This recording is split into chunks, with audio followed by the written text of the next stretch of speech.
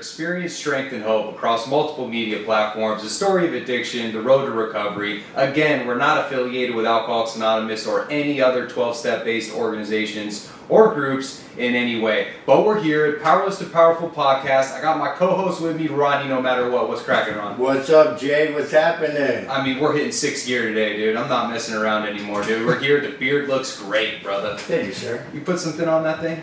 No, not today. I just went all natural. Oh, sometimes you gotta hang out with the wang out. Oh, my bad, brother. We'll keep it PG. I apologize about that. But the big thing is, we got Chuck in the building. Big Chuck in the house. Yeah, we got Chuck here, entrepreneur, works at a reentry facility, advanced peer services. It's in my opinion, it's going to revolutionize the whole game. And if you work for a treatment center or anyone that's out here hearing that, if you're not getting a part of what we got going on or what he's got going on, the founder is here in the building. Advanced peer services, it's where it's at. And we'll kind of close the show just really talking about that. But I think it's important for everyone to really understand, we don't just get to sit here and you're not just someone that reached out because, thank you for everyone who reaches out all the time, wants to be on the show, right? I mean, Ron gets messages all the time. Check out the TikTok, right? Ronnie, no matter what. I mean, the TikTok. Where did you get the ideas, brother?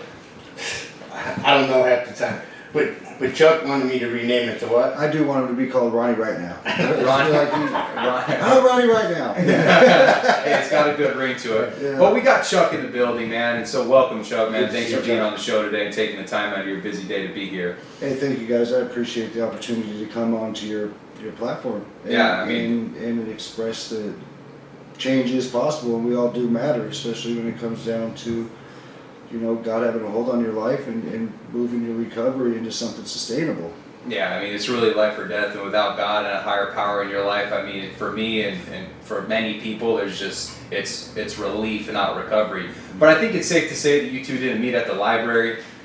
No. You didn't meet at the computer lab. No. So why don't you guys kind of tell the story of, how you guys met and just a little bit of the history between you two. So, from everybody who's heard my story, this last prison sentence I did, I got 7 years. And I was a pretty broken man when I got there. Emotionally, spiritually, physically. I was a wreck. I mean, we don't come to prison on a winning streak, brother. No, not at all. And I didn't even being in county, I didn't even get healthy. Most of the time when people come from county, they got a little bit of weight to them from eating those peanut butter sandwiches. But I was at the point where I was in the cell by myself the entire time because I couldn't be around anybody. Oh, you were a shitter and a spitter? I just didn't play well with others. Okay, I get it. So when I got to the yard, I got to a particular one where Chuck was and a bunch of other guys who some of them are my friends today as well too. Not as close as Chuck and I are. And Chuck gave me my first cup, and he gave me a hat when I got to the yard. And That's a rare thing.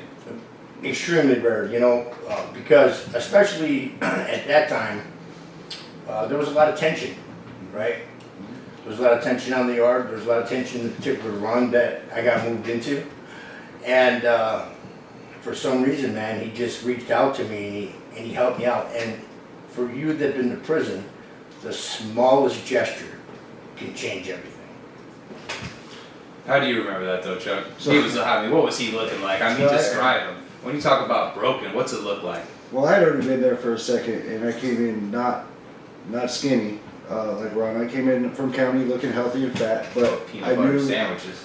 I knew the look he had on his face because I had the same look on mine when I got there, and I saw him out in front of the building turning red and sweating and not really knowing what was going on. It looked like, and he definitely no one was going up and asking him or trying to talk to him or give him any type of encouragement. So we had a short conversation, and I realized he probably needed some water. So I asked him if he had a cup. I was super thirsty. Yeah, if he had a cup, and this was before the state was actually issuing us our cups. So I went back to the run, gave him a cup, and I realized he was red, and gave him a hat as well, and told him if you're going to be hanging out in front of the building, you should wear this. We don't want to see you burnt. But like I said, with Ron, I was the same just as anybody else. I didn't give things to people, and this is where standing back now, seeing where God had a hold on. Standing back now with the understanding I have of my higher power and seeing back then that giving Ron that cup is built the relationship that we have today and produced the path to build a friendship. Me and Ron didn't become friends at that point.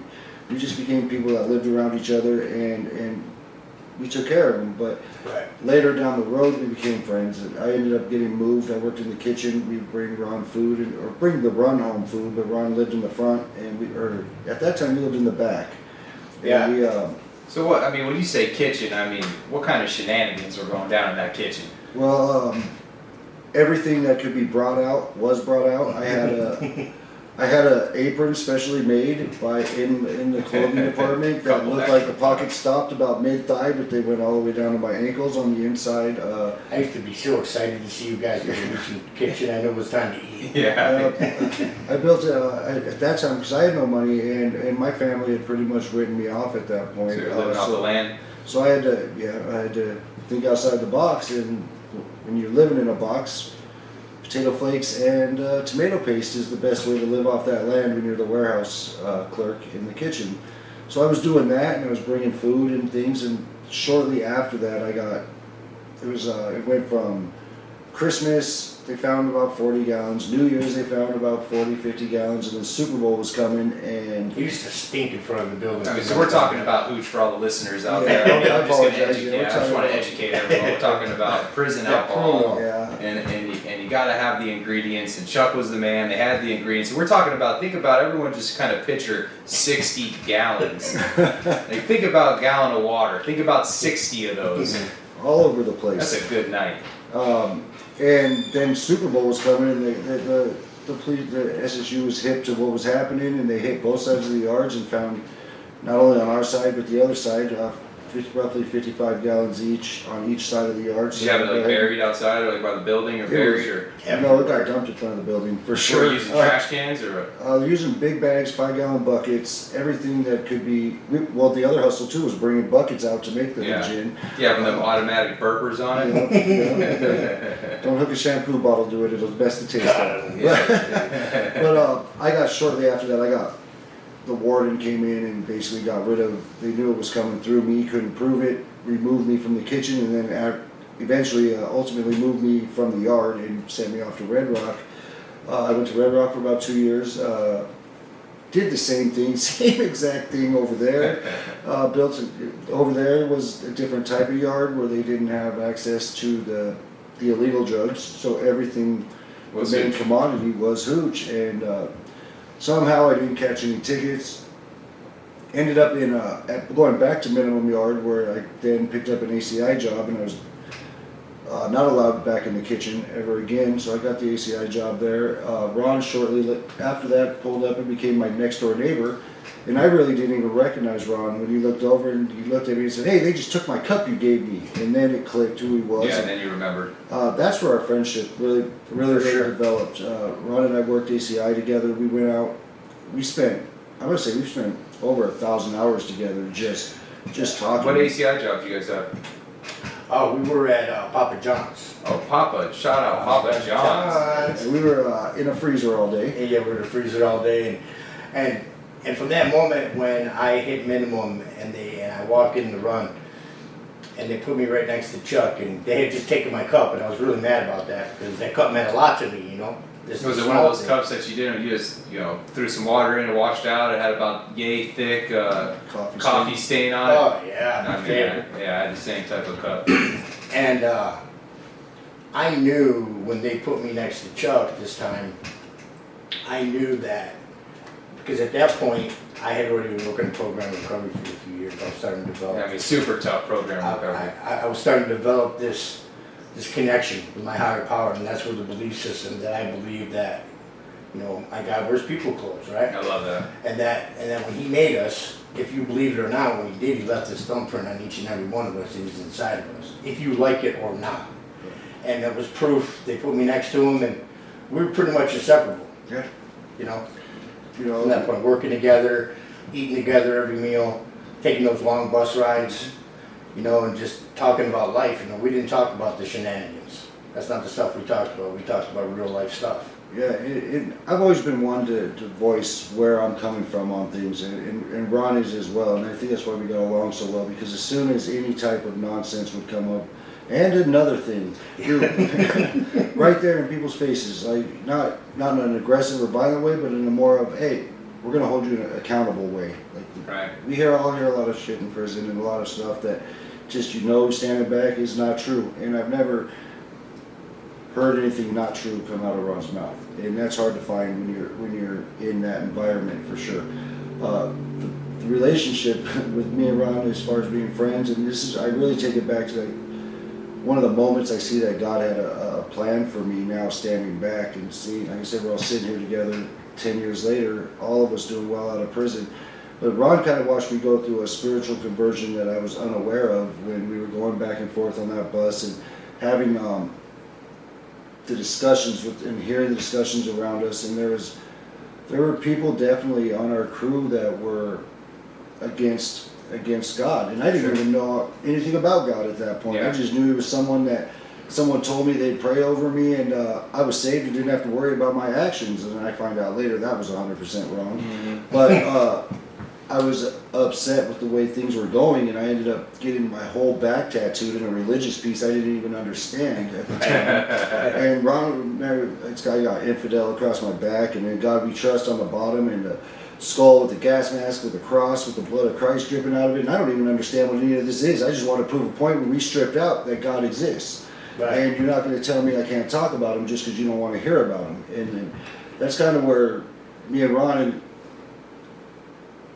standing back now and seeing it, I'm like, man, this guy watched me have this full mental, at the time I thought mental breakdown, but now I'm seeing that it was a spiritual message, a spiritual thing that was happening to me. And real quick, Chuck was one of those guys. I had a handful.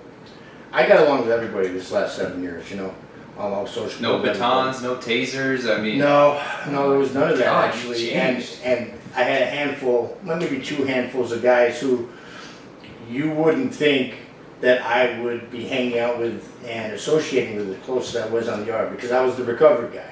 Yeah. Right? I was always in the big book, or I was always in the Bible, or I was always watching something religious on TV or something positive.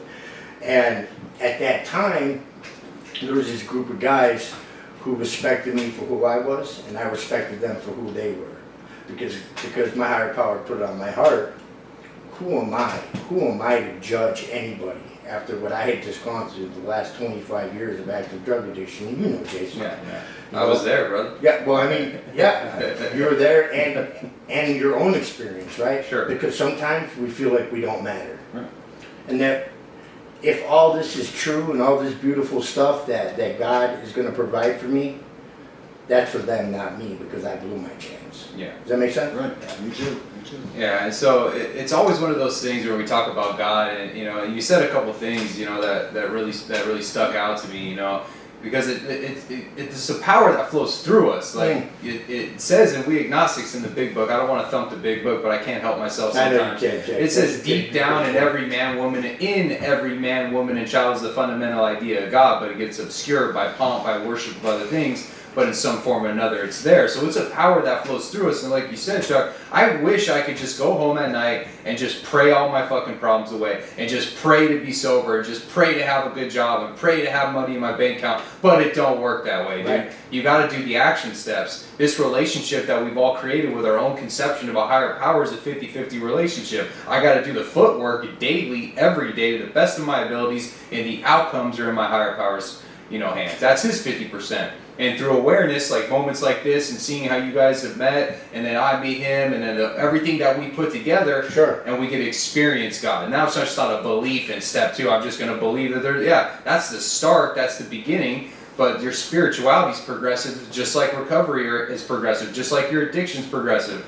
You got to continue to treat it, and we treat our spirituality through experiences like this. But every story starts somewhere, so why don't you briefly, Chuck, just kind of tell us a little bit about childhood, the family dynamic, what it was like for you growing up. Let's just hear a little bit more about your backstory. All right, well, basically I grew up, I was born to a regular mom and dad, normal family, went to work every day, both of them did. I was raised correctly. That's what I want to make sure that I say first. I was raised correctly by a good family, and Yeah, shout out mom and dad. Mom and Dad, you did a great job. I know it didn't look like it for a while, but We're late bloomers. You were building a resume this whole time. yeah, I guess so, for sure. Yeah. For me though, I was raised. I felt normal. I was in a middle class neighborhood. You know, like I said, they worked all the time. I was really involved in sports. My dad was my baseball coach from t-ball all the way up to basically high school. What position did you play? Catcher. Okay. I was a catcher. How the knees these days? Luckily, I didn't play much longer in high school.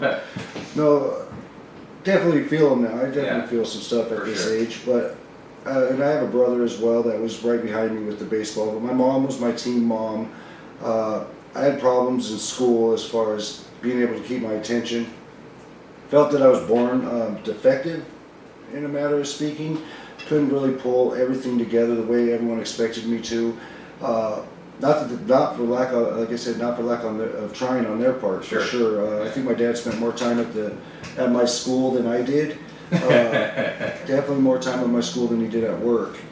But moving through that, I ended up getting into high school, lost the family dynamic in the baseball, ended up between grades and thinking I was better than I was and throwing a fit. Basically throwing a fit on the baseball field, walking off like they would call me back tomorrow, and I never played baseball again. And you know, throughout the whole time I was raised and playing ball and everything else on teams and all-star teams and things like that, everybody that saw me play said that I had more natural ability than anybody they had ever seen before. I definitely had a baseball career in my future, and again, I couldn't make everything work at once. So when I ended up doing with the baseball, when I didn't have that in my life anymore, the next step for me was, okay, how else can I destroy my life? You know, and it became, now I'm smoking weed, I'm drinking already. Even while I was playing baseball in high school, I was already drinking, but got into the smoking weed, got into not going to school, but then I got into the meth. And as soon as I did that defectiveness I felt in my brain was all of a sudden gone. I could achieve things that I was never able to. I was able to hold some things together, but I was also able to tear things apart I never thought I'd be able to touch, you know, and never put them back together. Ever. Right, and this is the stage I'm at right now, is putting some of those things back together, especially with when it comes to my family. You know, back to when I met Ron, I was in the same position as him. No family support, no anything. They had pretty much written me off the same way. Your mom came in later and told you don't get any tickets and don't do these things. You act like a normal person while you're in there, that she would be there for you when she got out. And I remember Ron really going and saying, not wanting to be in trouble, and not wanting any part of the hooch, and not wanting any part of the business end of what went on in prison, because he was really wanted the approval of his mother when he got out again, her support. Yeah. You know, I mean, so we get sober because we're sick of just feeling like shit, right? But it's the moms who never gave up on us. It's the dads who spend more time at our school than they did at work. It's the kids. It's those are the motivating factors that help us continue to do our part of that 50-50 relationship I was talking about and get our feet moving a little bit quicker. You know, every Something I single hear day. you say all the time, Jay, and it's something that's embedded in me, right? The mom, the dad, those relationships, the kids, all that stuff isn't enough to get me sober, but it will get my feet going in the right direction. That's right. I remember I heard you say that the first time I heard you speak when we got out of prison and we reunited. And when I heard you say that, that resonated with me so much, because it's not enough, but it will get them going in that direction.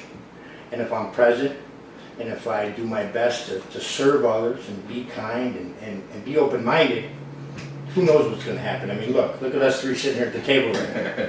It's a miracle, dude. A miracle, nothing short of a miracle. So with the feeling of the defectiveness being gone, and then actually now fitting into an outside group which isn't involved with sports, which isn't with family, I got really into trying to get away with things that were felonies. I was trying to get away with felonies, and I got really wrapped up early on, right after the baseball thing, about 15, 16. I learned how to make meth. I was a cook. Yes. Chef Boyardee. See, but yes, See, yeah. cigars. Yeah. I learned how to cook meth at an early age, which Are we talking about shake and bake, or are we talking No, about we're full talking chemistry set? No, we're talking chemistry set. Okay, all right. Phosphorus item. All right. And we can get it. And we don't need to get into Yeah, this. but, But what ended up happening was I found a route to fast money. I found a route to, now I'm not the man in baseball anymore, but I'm the man on the street. I'm the man that everyone wants to deal with. And at the same time, the same person nobody wanted to deal with, because when I also became a liar. yeah, You know, I became a liar, and I became a thief, and I became whatever I needed to be in order to continue to be that man. And it just didn't work out for me the way I had hoped it would. I'll go ahead and fast forward a little bit. I ended up going to jail, county jail, a couple different times, and then getting released, going back, getting released. I was on, like, I think 6 or 7 different probations in California at one time, to the point where my paid attorney that my mom and dad paid a lot of money to actually quit on me. And he said, "You're making me look bad." he's like, hey, brother, I gotta tap I'm out. fighting Yes, I'm cases sorry. here. If I keep going in and telling them you're great, and then you've got another case Yeah, for me we're to gonna fight. put a motion in for a change of counsel. Yeah, so you change a client. is what Yeah, you did. And, change the client. so in this time though, I met my ex-wife. I was going to say her name, but I'm not going to. I met my ex-wife, and I had my first son with her. And at that point, everything got really very real for me. I had no skills. I wasn't going to play baseball. I couldn't keep a job. Every time my dad would give me a job, my pager would go off. It was pagers at the time. Yeah. And I would Oh, all of a sudden feel like I'm losing money being here, but really what I was losing was myself and my family and everything around me. And I had this grand idea at my son's first birthday when I showed up there with stolen gifts. You know, I was out, of course, showing some used shit off someone's front porch and some stolen stuff that from Toys R Us, when Toys R Us was around still. And I had this deal coming up for 20 pounds, if I could get 20 pounds of meth, this and that. And the way this shakes out is pretty funny. I ended up going to prison in California for it, which we had talked about. But what happened was I couldn't get 20 pounds of meth. So what I did was I manufactured something that looked similar and would melt. Talk about salt. I'm talking about MSM with a little bit of hydrogen peroxide in it and a drop of muriatic for some taste and burn. But at the end of the day, you melted it down in a pan, made some shards out of it, and I showed up with 20 pounds of fake meth to this drug deal. Yeah, I bet he wasn't very happy about that. Well, hear me out. Alright. I'm at this house, and the guy I had someone who actually followed me in case they did try to kill me, would try to get me out of there. And he called me and said, "Hey, get out of the house. The cops are setting up. I see the cops getting ready to go in right now." Oh, they're about to hit a raid right when you did it? I was selling it to the cops. I was selling it. No, I ended up getting weekends for this. Because it wasn't real dope? Yeah, I got sales in lieu of. Sales exceeding 5 keys was the original charge. They brought that down. Still on my record. Sales in lieu of, and they let me out on probation. Well, that happened, and then I got caught manufacturing. Once that's what ended up ultimately sending me to prison. I got a reduced paid attorney, like I said, got it reduced down to possession with intent to manufacture. Ended up in a rehab for 90 days instead of jail time. Because at that time now, let's back up. At that time, my wife was pregnant. I got caught I was on probation already for that first. Then I caught the sales exceeding 5 keys, the in lieu of, and then I got busted with a gun and ended up going to prison. Yeah, it's crazy, you know. And so that's what recovery teaches us, right? Recovery teaches us to identify a problem, get to the solution. It's our job to get to the solution. But for all three of us in here, all we've known previously is problem, more problem, contribute to the problem, add another case, add 5 more years, add another year, violation. You know, I was on 3 releases and caught a new case, right? You were there. Yeah, I was there. Yeah, that happened, right? You know, I ended up getting 16 months with half in California. You do half time, and in that 16 months, the police were so upset about me trying to burn them for 20 pounds that every time I was about to get released, a new charge would come up, a new charge would come up. And so this turned into my now, at that point, 6 with half. I have to go back to court and get sentenced to another 2 years, another 2 years, another 2 years, and finally I was about to get released, and California was done, and I got extradited to Vegas for transportation charges I had out there, transportation of drugs, obviously. Yeah. And I went out there, and my mom and dad had, my poor mom and dad, Oh. they had moved to Las Vegas to get away from me. And you got And extradited I got there. extradited out there, but in that time, I got moved to a prison that was in between Vegas and California. My dad hadn't retired yet, so he was commuting on the weekends back and forth, so he started stopping to see me. I developed a relationship with them. Went to Clark County Detention Center in Vegas. Again, paid attorney out of luck. My dad knew a state senator who was actually an Okay, attorney alright, for let's that. give Dad another shout out. I mean, Yeah, that was Dad. a He came senator through on every the single team. time. You know, he did, like I said, did his best, but got out, and that's when I thought I had some recovery. And what it was relief of an itch, and I was doing well. My wife, ex-wife, was going through nursing school. She ended up moving up to Vegas with me. I was working for what was called Bon Appetit Pastries. You guys probably eat them here and there. I was the muffin man for a while. Oh, I was the doing muffin man. Had a route. I was a route manager, and next thing you knew, one day I wanted to get high, and I found a way. I didn't know anyone in Vegas, so it made it easy not to. But as soon as I met somebody, it was over. Wrap. I am now hiding it from everybody, and off to jail I go again in Vegas, and it just progressed and progressed and progressed. And I go to drug court. Did it flawlessly for a year. Like I said, again, relief, not recovery. Had no spirituality behind it, no understanding. I just knew that everybody was telling me I had to stop, and I knew I had to stop, but I just didn't know how or what to. Right. And man, if things didn't get bad from there, I went to jail, got busted up in Utah. Did some Utah, what time were you up doing up there. in Utah? That's a funny story, Skiing? and this is going to be a Catching great a story. jazz game? If my ex-wife ever sees this, I was messing around with this chick that we all went up to Utah, and I left her there. And at some point, she needed a ride back, and so I took this other girl, and we went up there to get her, and then I don't even know what happened. We got all the way to get her, but I decided we're just going to leave that chick there again. And we left, and I fell asleep driving. Got caught up at the time when they were doing that Warren Jeffs trial, the polygamous trial yeah. in St. I George. just watched a Netflix thing on that. Did you see that? He's a freaky dude, man. Yeah, he's a trip. Well, because of that, in the small town I got pulled over in, they had like the town on lockdown because they thought his followers were going to try to break him out. So in this, I had fireworks from the Indian reservation in my car, mortars. And when the cops pulled me over and did all this, I was asleep in the backseat of the car, the cop car, knowing I'm going to jail. I wake up, they got this rental car now, all tore apart on the side of the 15 freeway. And I'm being charged with rocket-propelled explosives. Oh, And shit. so now I'm going through this thing at court where they call it a stand-up, sit-down. So I was there forever. And not knowing the rules in Utah, I was actually given a bail that I could make, but I didn't know yet. So I waived time, thinking I'm going to bail out, catch 90 days of freedom, and Yeah.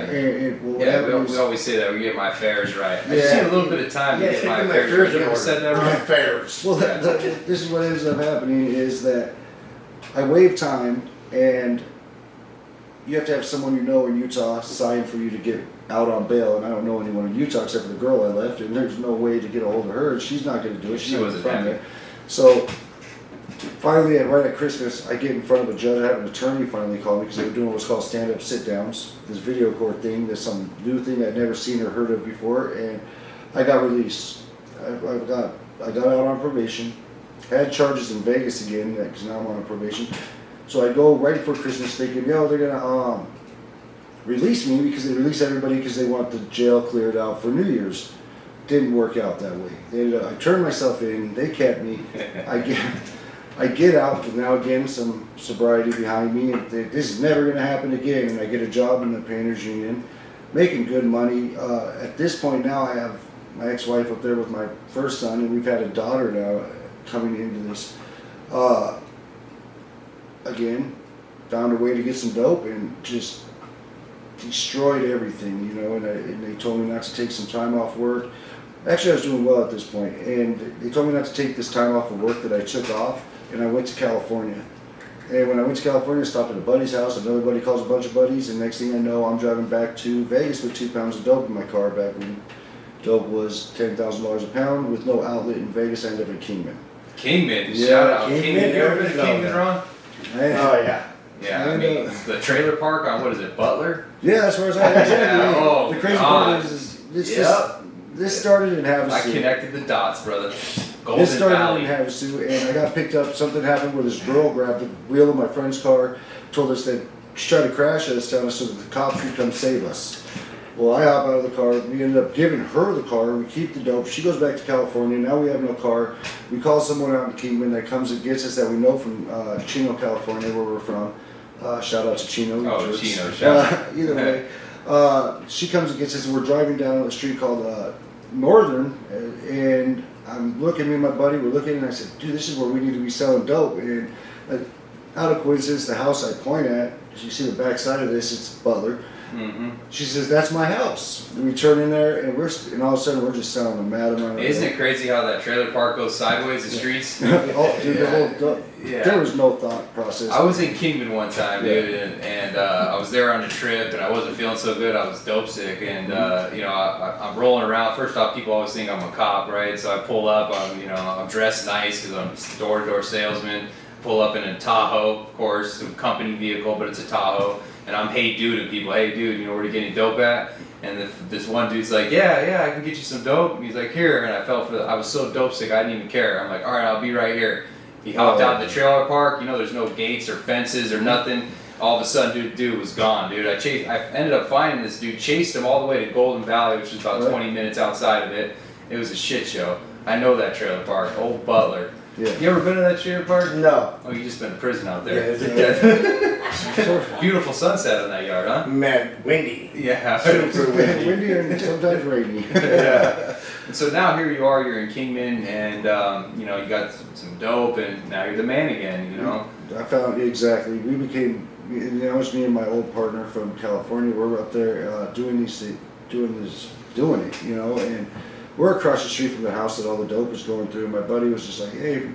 And just like you, we're driving a Sequoia on 20s, Yeah. you know, a brand new vehicle. We don't fit in. We're not on bicycles. Definitely not in that neighborhood. We have our teeth. Yeah. We have everything going on. We're not, and we're standing across the street, and he says, "You ever seen so much traffic in your life, like just going in and out? These people." And I said, "Yeah, but we're the only ones coming and going in a car," and that was a bad sign for us. And shortly after that, I ended up in things falling apart. I couldn't control my habit with the things were going on. I ended up in a high-speed chase in a stolen truck,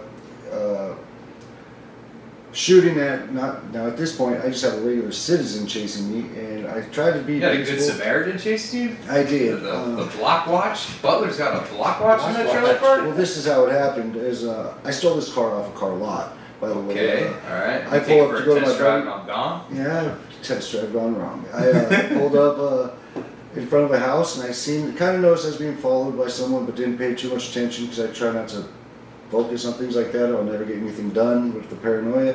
But I realized that the car that just had passed me had the same dealer plate as the truck that I was driving. So now I put two and two together that this is probably the car lot following me. It was a little mom and pop shop lot. So I take off, boom. And when I take off, I lose the car lot guy fairly quickly because in my mind I said, no one will chase me through a school zone. Yeah, oh yeah. So Definitely not doing it. So I fly through this school zone as fast as I can. Angry parent chases me. Oh, no. So now My I kids peel off, play on this street. now I'm out peeled off into the desert, and I see that some of these vehicles just chasing me through sand washes. I'm in a big lifted Dodge Ram. This guy's in a little Jeep Liberty. I can't figure out how he's keeping up. I stop the car and get out and tell him, hey, I apologize. He hops out with a baseball bat. I say, oh, yelling that the cops are on their way, asshole, this and that. And, so I got a little bit deeper out of the desert, took a couple pot shots, not at him, just out the window. So warning shots. Yeah. This sounds like a Ronny no matter what story. I was running out of gas. I needed to stop being chased. So I get out on the main highway after he's done chasing me, and man, I've never seen so many red and blue lights waiting for me. So there's a fishing game, a federal wildlife building out there. I pull in, figure I'm just gonna give up. Yeah, I'm tapping out on Well, this I one. pull in and they don't do nothing. They just look at me. So I'm like, man, well, chase is back on. At that point, I'm not Game going on. to give up anymore. So I took off. I got around their spike strip, which I had restitution, had to pay for 8 tires. How much 2 do they cop cost? cars.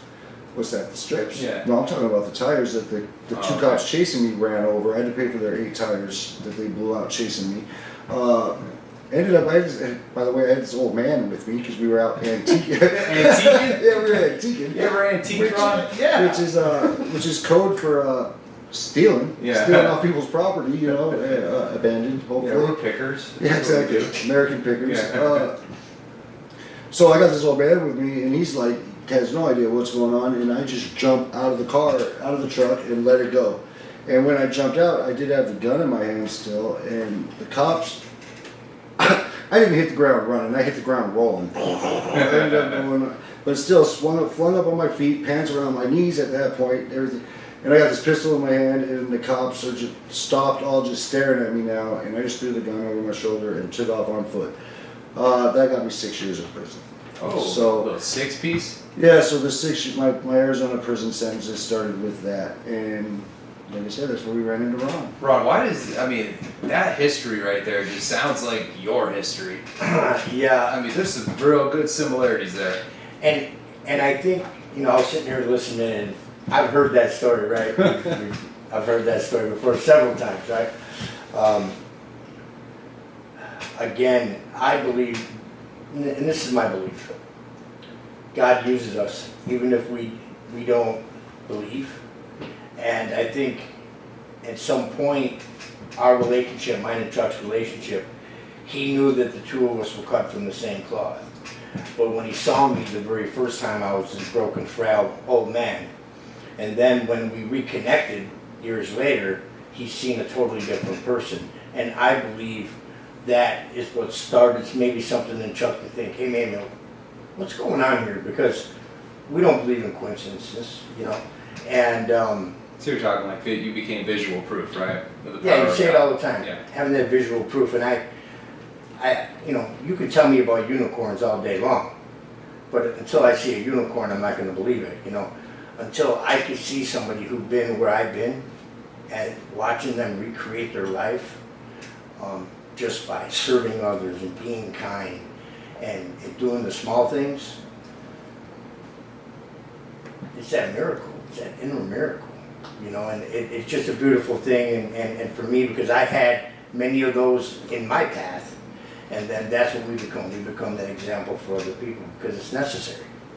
Yeah, I mean, I hate to do it again, but I'm going to do it. It says in the big book, of a trembling, despairing, nervous wreck, emerge a man, brimming over with self-reliance and contentment, right? And that's what we become. I mean, the third step prayer is one of the most powerful prayers, right? It's like, victory, bear witness, right? I want everyone to bear witness of the change and how it comes over you. And when they bear witness to that change, they'll see it. You will become visual proof of how powerful I am. And when they see that change come over you, then I'll be able to help them with thy power, thy love, and thy way of life. And so that's this whole story kind of just picks back up with, you know, the change that you had made through working a program recovery, but ultimately the program, it doesn't matter what program you work or what your recovery looks like. Everybody's recovery looks different, but the fundamental aspect of it is spirituality and the application process of it. Because the power from the knowledge comes from the application of it. If we don't know how to apply it, we're not going to get any change from it. It don't work that way, right? Right. I mean, if you just got to listen to Chuck's story, right? You know, he said it himself. He had relief, not recovery. The craziness, all the madness in his life, and then he would have that brief moment where your brain would tell you everything's okay because you got a painting job and because you're back in the house again. But then it was this constant. Now you got me doing it. The big book talks about us building the structure, right? And then what do? We rip it down on everybody's head. That's a series of sprees. See, but the three of us had this uncanny ability. As we're ripping it down, we get out of the way and it falls on everybody else, right? Right. And then we go and we repeat this cycle over and over and over again. And then for me to see where he's at right now, because I remember when he was getting all those tattoos on his back, infidel and gas mask.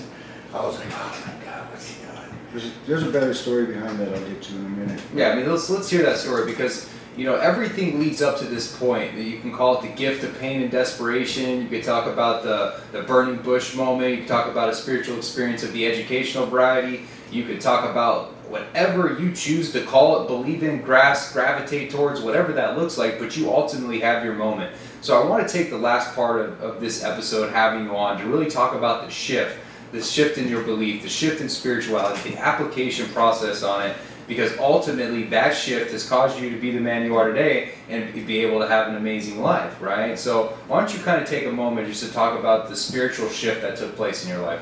So after meeting Ron and doing the years with him, I ended up getting released and going straight back to crime, and actually opened my own call room. Oh, shout out to all the telemarketers. Yeah, out based there. on what Ron had told me about, and all the knowledge I had on telemarketing was from hours and hours of Ron, and what he told me I needed to have set up for him when he got out. And I found an opportunity to do so. I ended up going back to now I'm in county jail again, and was in a 2-man cell, and I was facing 25 to 70, and I gave up. I'm waking up. I lived with a cellie that there was a towel that covered our light in the morning, and every morning we had a little stool with a table. Every morning he would move it over just enough to see his Bible, and I'd wake up, pull my little blinder off, and see him with this light shining on him. And I'd fucking idiot, you know, even put with the light. But something changed in me, and facing the 25 to 70, and for all of these charges, which I can get into that on another episode. But the way it works is I got on my knees. I just, not so much on my knees as in my heart, and started begging for, I'm tired of relief, I need recovery, number one. I begged for number one, get me out of this 25 to 70. You know what I mean? Yeah, Get me out of Cop and plea. in delusion, made a deal. I made a deal with God that I would tell someone every day about him and what he's done for me if he gets me out of this. So I start studying the Bible now, and I'm reading it, and I'm working it, and I'm actually, now we're in this cell 23 hours a day, me and this other gentleman, and we're having Bible studies back and forth. As soon as I begged God, in my delusion, made the deal that I made with God, I got the lawyer phone rings in the pot. I go out there, and that's when they offered me the 25 to 70. I didn't even know what I was facing at that point. I knew it was a lot. You just knew it was bad. That's Right. all I know is it's just bad. He tells me, I don't suggest you take this deal. I said, I haven't even seen my police report yet. So he sends over, the police report gets there that night or the next night, and I read it, and I read it again, and I read it again, and I tell the cellmate the cellie I had to read it with me, and he looked at me and said, they have nothing. They have nothing. And whether that's God, I have to say yes, it is, because they should have absolutely had. I thought when I got picked up and taken back on these warrants and things, I thought I was going to have money laundering, drug trafficking, and things like that. And they had me for burglaries and theft of means and all these things. That I was in jail in another state when they were building these. I was in jail on a warrant, and I was out on bail. Regardless, they had 17 days to build a case. 13 days of those I was in a jail in another state, and they didn't do their homework. Ball dropped. Is that ball dropped by them, or is that God intervening and doing something? Nothing happens in God's world by mistake. No. Correct. So now I'm really going through this transformation. Now I'm like, oh, he can do anything. And now I'm begging for. Now I'm starting to get a deal for that starts with the word probation. So I'm looking pretty good, you know. And so then I'm like, man, if he can do all this, then I might as well ask him to get rid of my addiction as well. So I am praying like incessantly Power of prayer. to remove this addiction, make me a better person, let me just live a life that I can be proud of at some point, or my parents can be proud of, or all the effort that's been put into me. So I go to court, I end up getting a year, which was the last prison sentence I've done. I end up getting a year. Got on the yard. Now I'm sitting at Alhambra going, man, you know how it is when someone walks in and says they found God. When they come back on a new charge, you know, the eyebrow goes up, and I'm like, man, how am I going to face the fellas and tell them that this is what I'm doing now? And I was nervous about walking across the yard with the Bible. I was nervous about like what I would look like to them, and then all of a sudden it didn't matter. It became more of a, like, I got into studying. I will tell you, like, I got into really studying the Word. I want to give a shout out to Apostle Paul, by the way. Like, that's my dude right there. He really broke down the Bible, and like, understanding that Jesus wasn't just someone that hung on a cross in my grandma's kitchen no more. Like, I actually found out, I had to know how I was forgiven.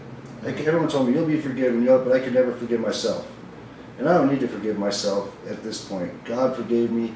wash away my past. Now I understand how, and that's through the relationship and through the studies and the things like that that I went through. The spiritual experience that I have had is nothing short of a blessing, a miracle from God.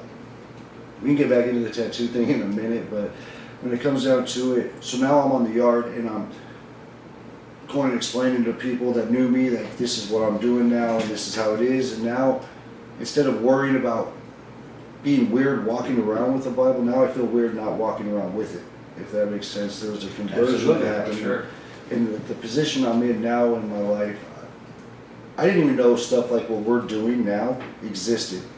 But I just knew, and I would proclaim it, that hey, I will be sharing this message, and I will be helping other addicts, and I will be saying, I just did it this morning at my work, so about a girl who wouldn't see her family again. I hadn't seen mine for 11 years, and I had to share with her that, just keep, she said, you gave your life to God, we control the things we can control, and the things that I can't control, I give to God.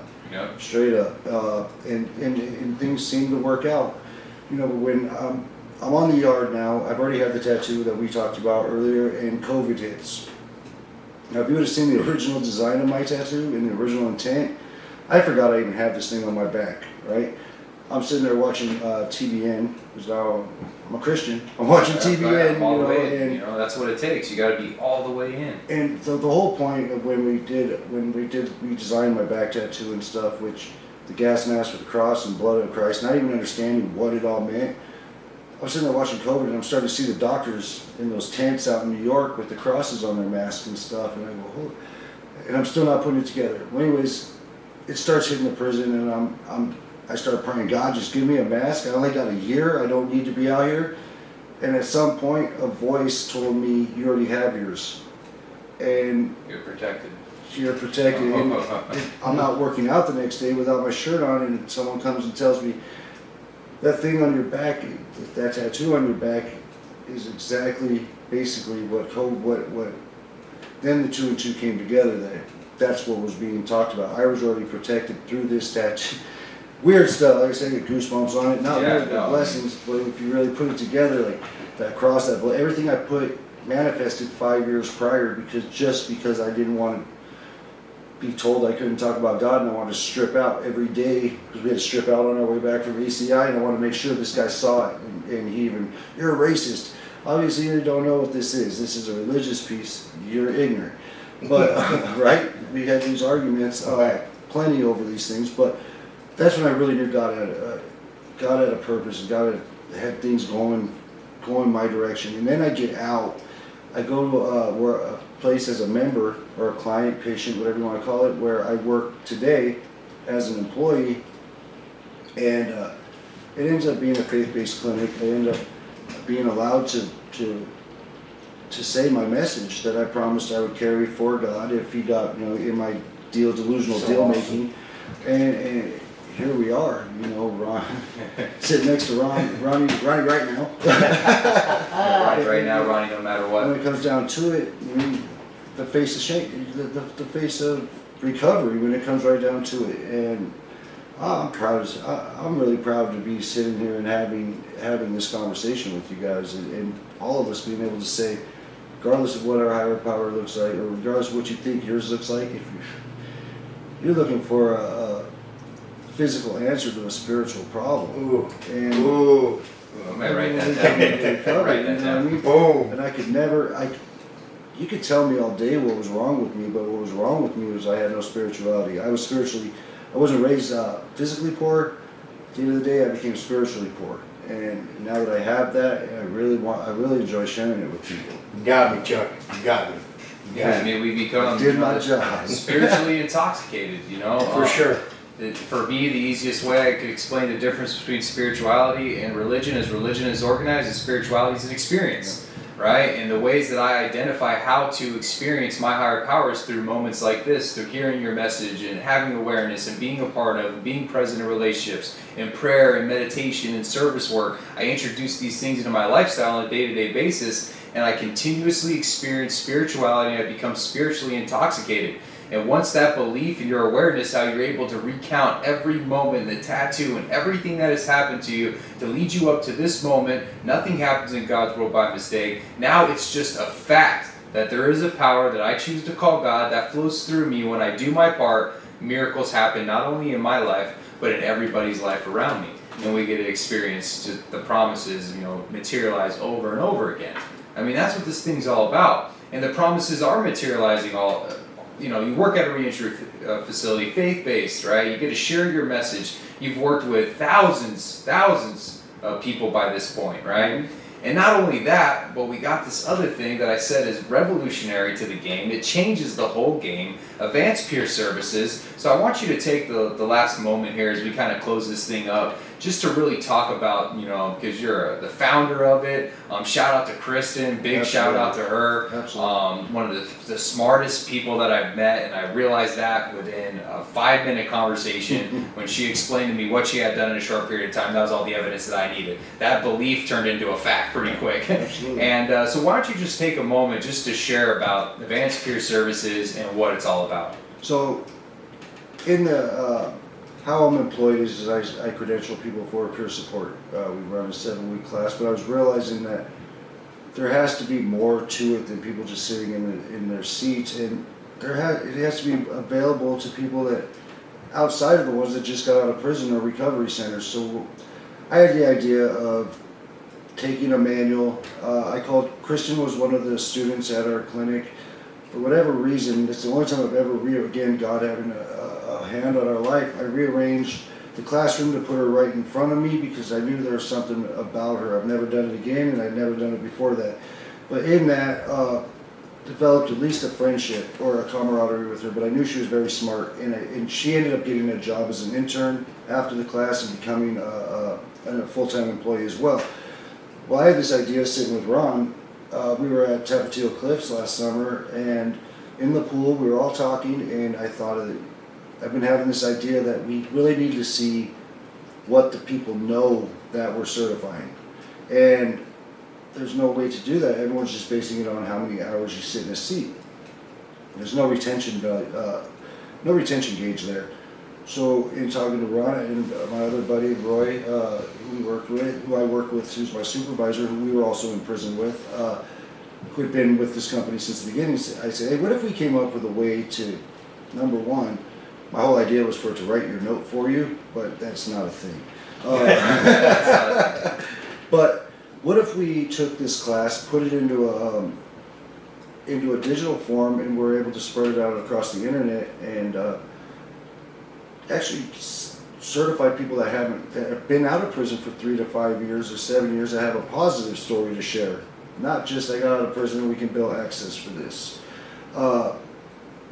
I met a lady at the same pool that develops these things for a living for big corporations. I had a meeting with her. I found out that I was way off on everything I was thinking, that I actually needed a learning management system. In that time though, I needed to get a manual out and approved by the insurance companies, and I ran it past Kristen. Kristen is the co-founder of our company, like you said, the brains when it comes right down to it. I think on a big scale, she knows the nuts and bolts and gets very, very passionate when I don't listen. Facts. But I called her up out of nowhere on a Friday and I said, hey, I need this manual written. Do you think you could do it? And she told me yes, and she did it. I had the meeting with the lady that develops these things for a living, and she told me that this isn't going to work. You need what's called a learning management system, and so I did some homework. Purchased a learning management system. Well, with this learning management system and the product that Kristen actually has developed, it pinpoints specific data points, and it's specifically engagement. Because if we're not engaging the people, they're not retaining anything, they're not learning anything, they're just sitting in a seat. But what that has unfolded into now is there's a trifold to this, which is now we can actually provide psychoeducational services and IOP services virtually as well as in person through this platform. It has an actual app that's on Apple Store and the Google Play Store. So you can download this app and you can now study, but what it is for cohesive staff training and actually for credentialing, to make sure that the people who are credentialing to work in behavioral health Are qualified. are qualified to do Yeah. it, that they held at 80%, that they do know what they're talking about. And if they don't know, we can find in staff and in training, we can find their weaknesses and strengthen it. So that idea is now unfolded into psychoeducational services. Because you could be an IOP all day, and if it's not engaging you, or there's nothing to be said behind it, vocational training as well, you're just having words bounce off you, and you're leaving without the tools or the skills you need. Now, if you know someone is strong here and weak here, we can support their weakness over here and get them up to speed or scale. Brilliant. We really want to see a success. We really want to take the modalities side by side and see what works and what doesn't for people. And the only way to do that is with data, and we've caught some resistance because, let's face it, recovery is an industry, and a lot of the people that have been in the industry in a while know in order to show a success rate, they have to show a failure rate, and they don't want that. And now with the new things, new laws, 988, crisis intervention, all the things that are coming out in Arizona anyways on October 1st, the rules have changed, and the next 3 years is a data grab, and we just happen to get involved in it early. We're able to collect the data, we're able to show the payer, which like I said, industry, that what's working at what clinic for what demographic. We've also taken and we're able to think of the high-risk rural populations that the native population is probably Yeah, they're just exploited, you know, Right. I mean, it's sad. and be able to actually credential. They do have their own behavioral health system, but they don't have the population to sustain it. So while they are here in Phoenix or wherever they are at their respective recovery centers, we could, number one, get them their GEDs if they need it. We do have a GED program now. We can get them their GED and get them credentialed into peer support to go back and support their community's behavioral health center. Which is so needed. I mean, this So app awesome. is unreal. It gives you the ability to peer support, certify your staff, your clients, check, you know, track every analytic known to mankind. I mean, it checks how long you took a piss for. Yeah, it does do all I that. mean, It does. It tracks everything, but what So that, proud like of you you, said, buddy. what that gives you the ability to do is to see where your staff members are weak, be able to give you the ability to train them, help them, support them, or trim the fat where it needs to be trimmed, right? And it also allows you to introduce all those other things that are just so necessary to a full spectrum of recovery, to learn vocational training, to get your education, right? To go into a career, because you know as well as I do, everybody comes into treatment, day 3 they want to be a fucking counselor. Right? They're all counselors, right? But this gives you the ability to actually provide them with a career path that when they actually get hired, they have the ability to perform their job because they know what they're doing. It wasn't a multiple choice question, right, where 3 answers are Fruity Pebbles and Cocoa Pebbles, right? We've talked about Yeah, we this, did. right? It gives you the ability to actually learn, and with the learning comes confidence and comes the ability to help others, because that's ultimately the number one goal, is client care and helping the next man. By utilizing our past to help others, it becomes our greatest asset, man. And this app, man, for everyone out there, reach out to Advanced Peer Services, reach out to Chuck. Where can they find you at? What's the website? How can they get a hold of you guys? Well, it's advancedpeerservicesllc.com is where you would go, and you would go ahead and request a demo or request information at the info button. Kristen will respond to you. So, I mean, and not only does the app do all those many things, but it also is an excellent billing tool, right? I mean, let's throw that in there, because ultimately all treatment centers they're also called businesses, and businesses need money to keep the doors open to provide fantastic care is the goal to the people that are so desperately in need. And this app completely changes the game. And in my just opinion, I think that every single treatment center in some way should have this app. And if you're interested, you own a treatment center, you work at a treatment center, and you see the need, reach out, Advanced Peer Services. So Chuck, man, it's been a blessing to have you on the show today. Thank you Share guys. this Thank you moment guys with so you. much. I'm proud of you. Yeah, we appreciate you, we love you, and I'm just grateful that, you know, you're a part of our recovery team, because recovery is a team sport. Yes, it is. So for everyone tuning, you know, keep liking, subscribing, you know, sharing the message, sharing the podcast, reach out to us, drop the comments. If you want to be on the show, man, reach out to us. Ronnie, no matter what, I appreciate you and I love you too, my brother. Brother too, Jay. And All right, we'll see you vote guys if you want next to be time. called Ronnie right now. Ronnie right now. All right, tune into the next episode. Thank you guys.